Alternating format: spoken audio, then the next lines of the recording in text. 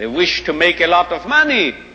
In Europe, every American student, even more every American adult, is regarded as someone who is just out to make a lot of money.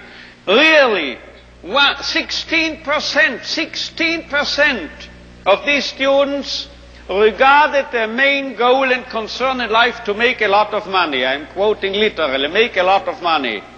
And you know what the top class, the top category, we say category, what do you say? Category was among, you excuse me, but I know I am speaking a marvelous accent without the slightest English. Now,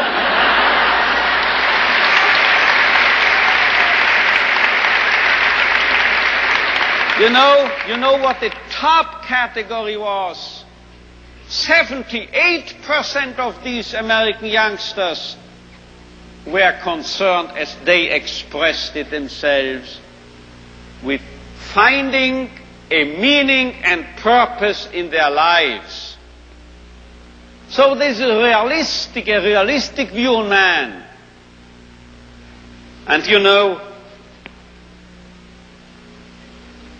you won't believe it, gray hair, my age, I started taking flying lessons recently. Do you know what my flying instructor told me? If you are starting here, wish to get here, say east, heading for this, and you have a crosswind, you will drift and you will land here. So you have to do what we pilots call crabbing, he told me, C-R-A-B, crabbing.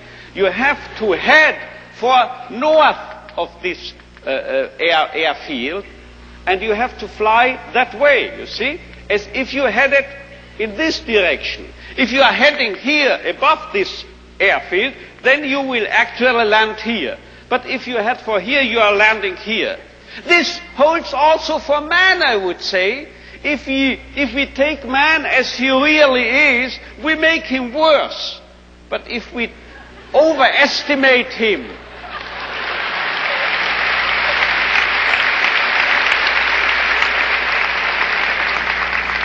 it's premature, your applause, you will soon know why. If we seem to be idealists and are overestimating, overrating man, and looking at him that high, here above, you know what happens? We promote him to what he really can be. So we have to be idealists in a way, because then we'll wind up as the true, the real realists. And you know who has said this? If we take man as he is, we make him worse. But if we take man as he should be, we make him capable of becoming what he can be. This was not my flight instructor, this was not me, this was Goethe. He said this verbally. And now you will understand why I, in one of my writings, once said, this is the most apt maxim and motto for any psychotherapeutic activity.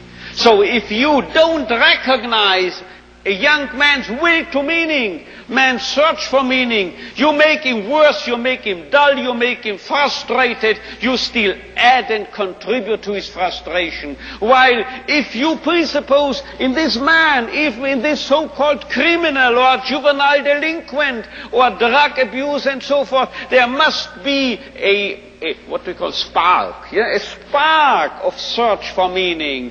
Let's recognize this, let's presuppose it, and then you will elicit it from him, and you will make him become what he in principle is capable of becoming.